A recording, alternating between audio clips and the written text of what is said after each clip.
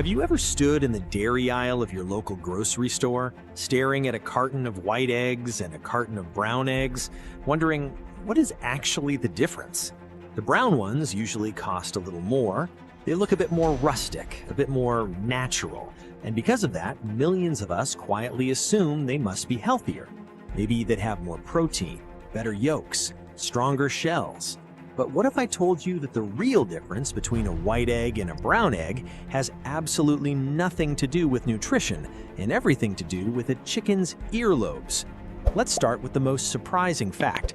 The color of an egg is entirely dictated by the genetics of the chicken that laid it. It has absolutely nothing to do with whether the chicken is free-range, organic, or cage-free. It all comes down to the breed. Here is a fascinating rule of thumb you can use if you ever visit a farm. If a chicken has white feathers and white earlobes, yes, chickens actually have earlobes, it will almost always lay white eggs. The most common breed for this is the white leghorn, which is the absolute superstar of the commercial egg industry. On the other hand, if a chicken has red or brown feathers and red earlobes, like the famous Rhode Island Red, it will lay brown eggs. It's a pure genetic blueprint. In fact, there are even certain breeds like the Araucana that have different genetics and lay beautiful pale blue or green eggs. But whether white, brown, or blue, the color is just the outside packaging. But how does that packaging actually get its color? This brings us to a beautiful hidden piece of biology. Creating an egg takes a hen about 26 hours. For the first 20 hours or so, the shell is being built inside the chicken using calcium carbonate. Here's the secret. At this stage of development, every single commercial egg is white. All of them. It isn't until the very last couple of hours, right before the egg is laid, that the brown chickens apply a special paint. The hen's body produces a natural pigment called protoporphyrin IX. This pigment is secreted and essentially dyed onto the outside of the shell. If you don't believe me, try this experiment at home. Next time you crack open a brown egg, look closely at the inside of the shell.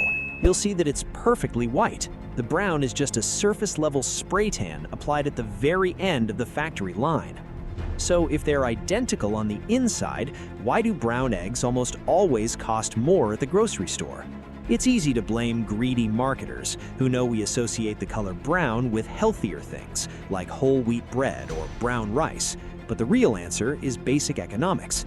The breeds of chickens that lay brown eggs are physically larger, heavier birds than the white egg-laying leghorns. Because they're bigger, they require more food, more space, and more energy to maintain. The farmer has to spend significantly more money on chicken feed to get a brown egg than a white egg.